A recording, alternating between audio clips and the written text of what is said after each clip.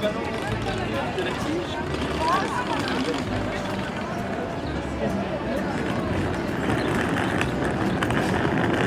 est déjà en septembre. J'essaye de m'y faire tant bien que mal.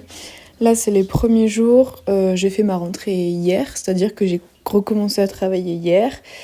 Je suis revenue dans cet appart après les vacances bien méritées qui ont fait du bien.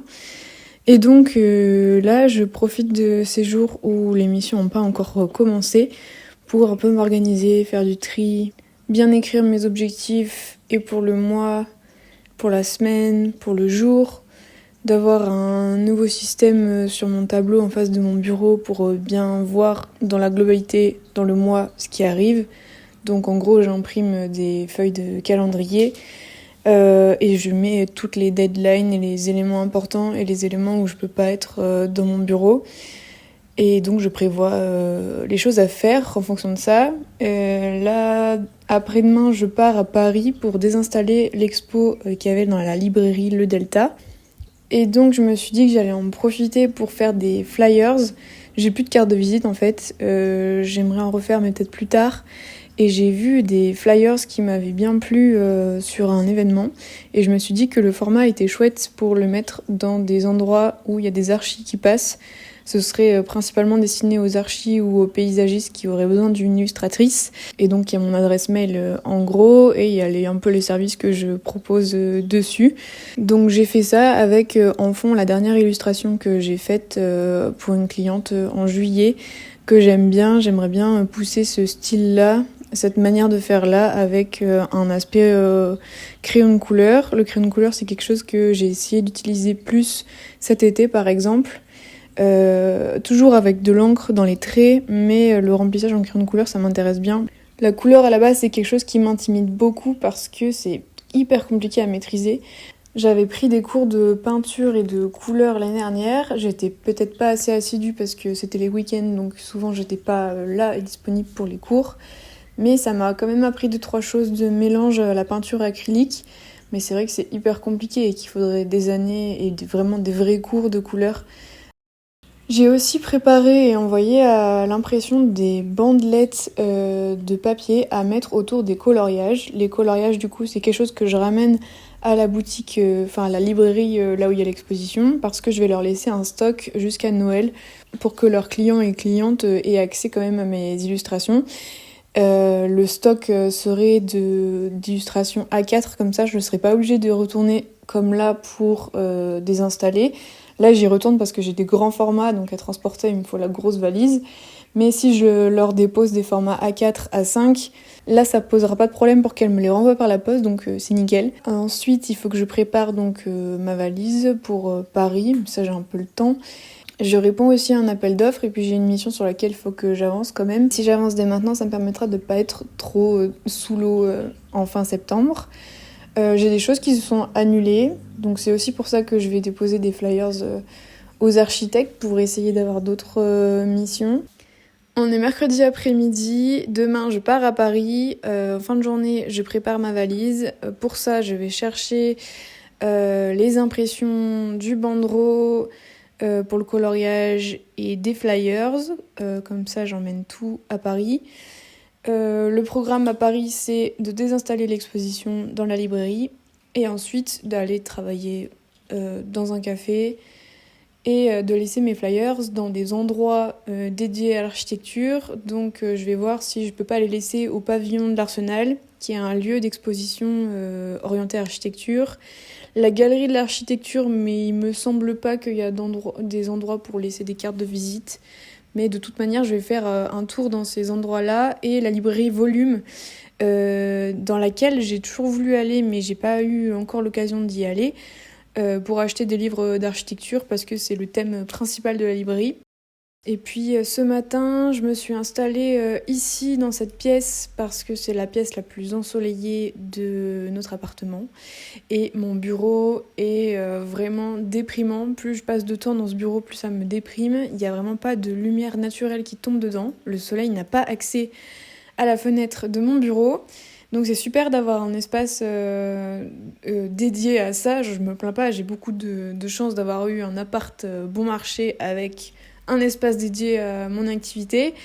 Mais passer beaucoup de temps dedans, ça me déprime quand même pas mal, surtout en été où il y a encore du soleil. Donc on a convenu que j'allais m'installer un peu de temps en temps dans le salon, devant la fenêtre. Et en fait, j'adore. Ce matin, j'ai passé mon temps à profiter du soleil en faisant des trucs administratifs pour un appel d'offres d'illustration. J'ai eu une commande entre-temps d'un particulier pour illustrer sa maison. J'adore faire ce genre de commande. Et donc là, j'ai toutes les photos et les descriptifs pour commencer à faire l'esquisse de sa maison avec les photos Google Maps qu'il m'a fournies et l'adresse Google Maps, parce qu'il n'avait pas tant de photos que ça de la maison, qui n'est pas la sienne, c'est pour un cadeau. Et donc j'aime beaucoup ce genre de commandes et je vais faire l'esquisse là en revenant cet après-midi. Peut-être qu'avant la priorité c'est aussi de finir un dossier que je dois envoyer là. Il n'y a pas trop de deadline parce qu'en gros je dois l'envoyer en novembre, mais je l'envoie à quelqu'un qui le relit ici là en septembre. Et c'est un dossier de type business plan. Ça fait 3 ans que je me suis lancée, mais j'ai jamais fait de vrai business plan, ce qui peut être un peu considéré comme une erreur dans certains milieux. Mais du coup, je candidate à un truc qui pourrait peut-être potentiellement me donner des financements à la fin. Dans le doute, voilà, je me fais aider parce que c'est vraiment pas quelque chose que je suis à l'aise de faire. Bien que j'avais, dans les premières vidéos, quand je montais mon entreprise, j'avais quelques questions du point de vue comment ça va marcher, qu'est-ce que je mets en place et tout. Force est de constater que 3 ans plus tard, je suis toujours pas complètement autonome niveau finance si on regarde que l'émission. Tout ça pour dire que voilà, j'ai pas vraiment de stratégie business, mais que pour ce genre de dossier, on est censé en avoir une et défendre. Voilà, donc c'est le jeu, donc je le fais avec de l'aide parce que c'est vraiment pas mon domaine de compétences et de ma zone de confort, c'est pas du tout ça.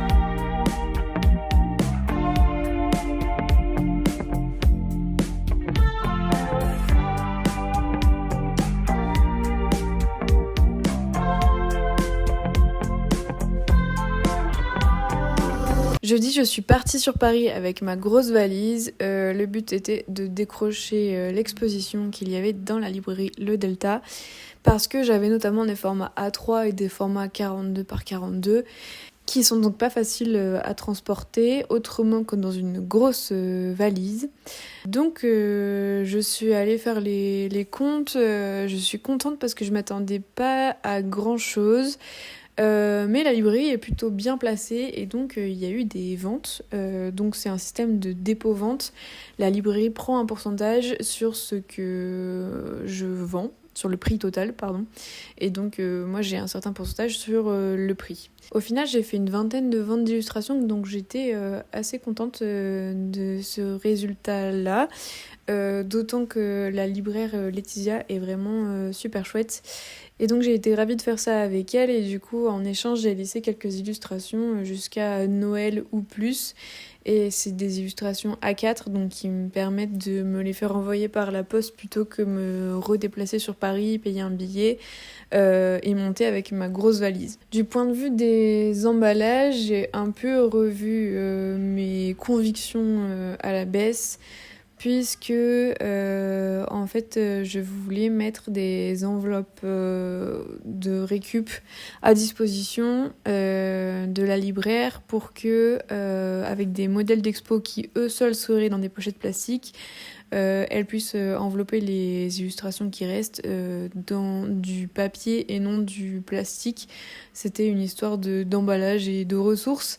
Au final, j'ai vu que la manière de fonctionner de la librairie, surtout en dépôt-vente, c'était quand même plus simple de lui faciliter les choses et d'avoir tout déjà en stock, enfin tout le stock déjà présenté dans la librairie plutôt que d'avoir un endroit modèle d'exposition et un autre endroit caché avec des enveloppes. De plus, j'ai pas eu le temps, parce que d'habitude je fabrique des enveloppes, ce qui me prend pas mal de temps, avec des chutes de carton pour avoir des enveloppes rigidifiées et des chutes de papier de brouillon. Là, j'en avais plus en stock et j'avais pas le temps d'en refaire. Donc, j'avais acheté au préalable des enveloppes craft. Et puis, en voyant que ça allait être plus facile pour la libraire de s'occuper de quelque chose qui est déjà emballé, je suis allée acheter des pochettes plastiques à rouge et plié. À rouge et plé, à chaque fois je dis rouge et plié, mais c'est rouge et plé que ça s'appelle. Et donc voilà, c'est sûr que c'est ce qui est le plus pratique et ce qu'on voit le plus. À mon grand désarroi, je dois quand même reconnaître que avoir une illustration qui est présentée dans un emballage neuf et lisse, ça donne plus souvent aux gens l'envie d'acheter. Et l'emballage recyclé ou réemployé peut vite donner l'impression que ce qui est à l'intérieur a moins de valeur. Et c'est quelque chose qui me questionne énormément. Et c'est donc pour ça que j'avais mis en place ce système d'enveloppe et de récupération de carton. J'ai vraiment un énorme placard, une énorme étagère dédiée à des cartons récupérés et des papiers. Donc ça, je m'en sers quand même quand j'envoie des illustrations par la poste, mais c'est vrai que j'ai pas encore résolu le cas de figure marché et surtout du coup dépôt-vente qui est encore plus particulier, parce que pour le marché, je peux avoir le temps de faire mes enveloppes à moi et de présenter les illustrations sans qu'elles soient protégées, en croisant les doigts pour que les gens n'aient pas les mains trop sales quand ils les manipulent. C'est toute une réflexion, je pose ça là, mais j'ai pas de réponse, c'est juste que j'aimerais limiter mon impact de déchets ou au moins de matières premières plastiques. Voilà, c'est ça ma réflexion. Peut-être que je chipote, peut-être qu'on s'en fout, je sais pas, mais moi j'avais envie d'avoir cette posture-là, surtout que le papier c'est plus compliqué, d'avoir un beau papier avec du beau grain qui est recyclé. Je me pose aussi les questions de l'impression numérique. En fait, je me pose plein de questions pour limiter l'impact, même si l'illustration par rapport à l'architecture, ça a quand même moins d'impact environnemental. J'essaie de mettre en place des choses pour que je me sente en phase et que ça ait du sens pour moi, mes petites actions. Voilà, à mon humble échelle.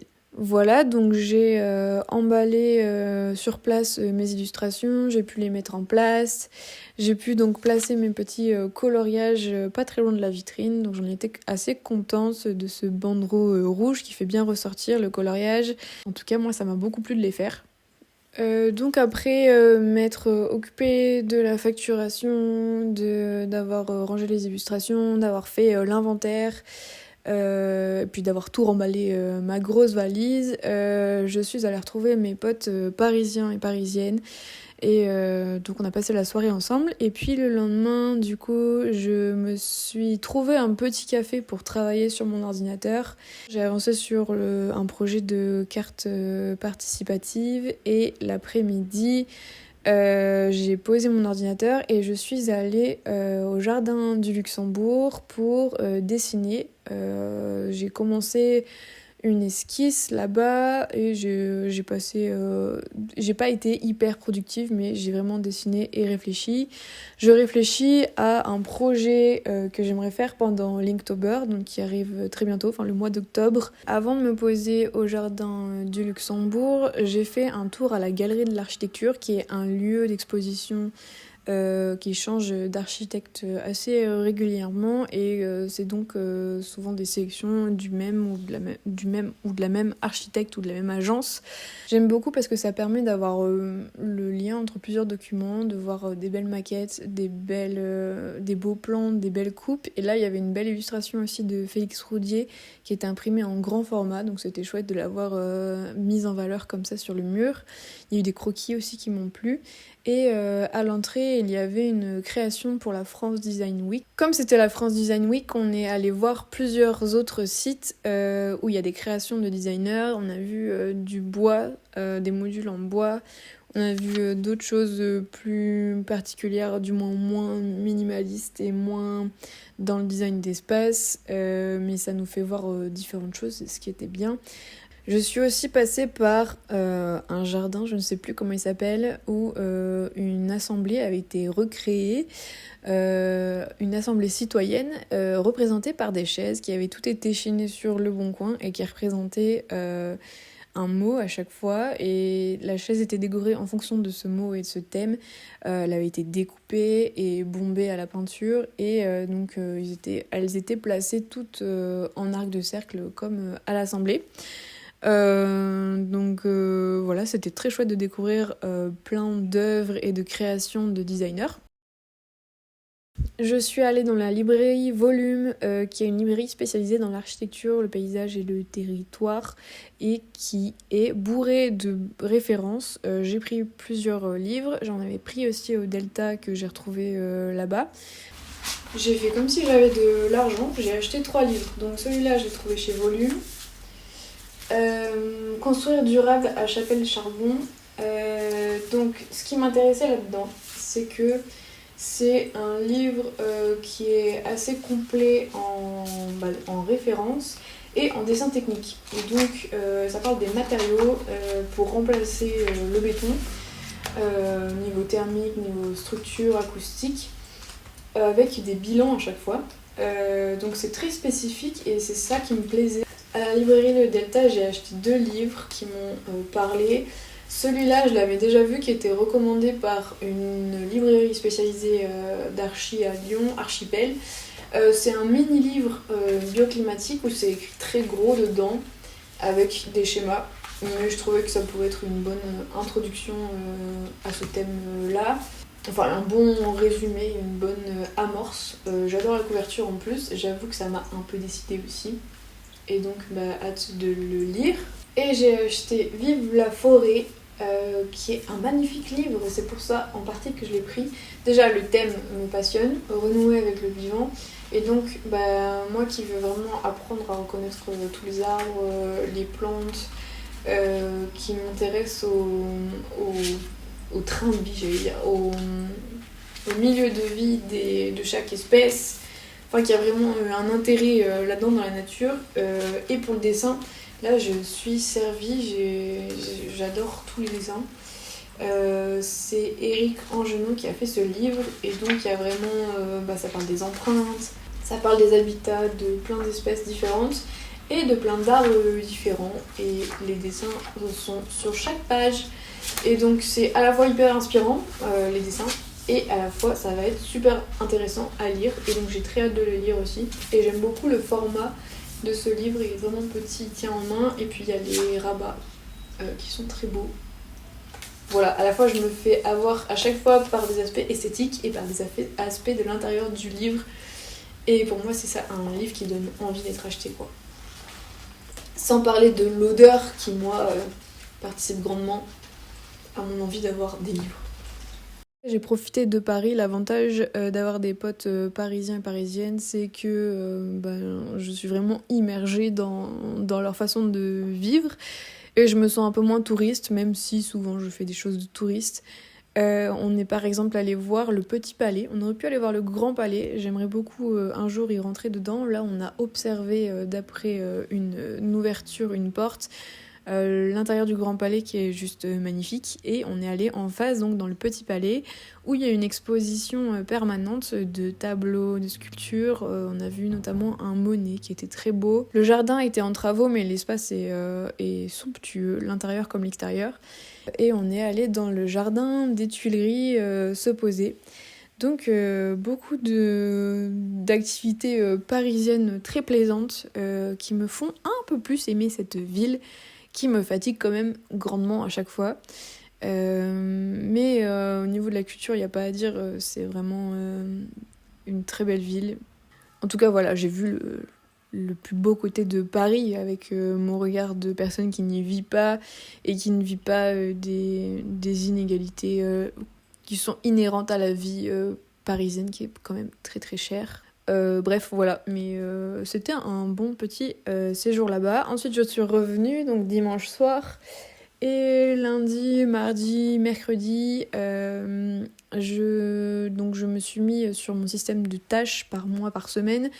Au début, j'avais des grandes to-do list pour une seule journée, Et en fait, plus je les vois, plus ça me motive, mais je suis jamais vraiment contente de moi à la fin de la journée. Et j'ai regardé la vidéo de Fabien Olicard qu'il a fait récemment sur comment hacker son cerveau. Et dedans, il parle du fait de prendre 3 tâches.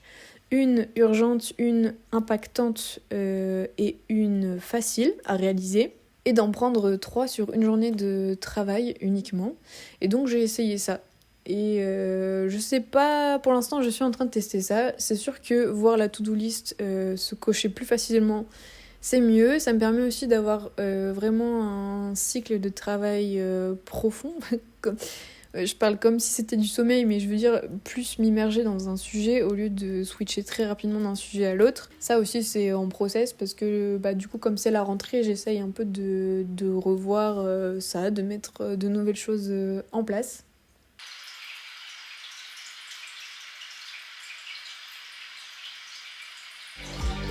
Blabla, y'a que du blabla, y'a que du blabla, y'a que du blabla, y'a que du blabla, y'a que du blabla, y'a que du blabla, y'a que du blabla. Soyons heureux avant que le monde brûle. Soyons heureux avant que le monde brûle. Soyons heureux avant que le monde brûle. Soyons heureux, crions au feu. Soyons heureux avant que le monde brûle. Soyons heureux avant que le monde brûle. Soyons heureux avant que le monde brûle. Soyons heureux, crions au feu. Entre 3 degrés, qu'est-ce qui se passe par ici? Frigidaire, suis-je seul à crier, hurler, d'arrêter de pousser juste une mode. On vit une drogue et puis y'a pas de quoi faire scandale. C'est vous qui allez mal. C'est quoi bonheur? Arrête de me parler de liberté. Tes mots font peur. Tu seras la première. Soyons heureux avant que le monde brûle.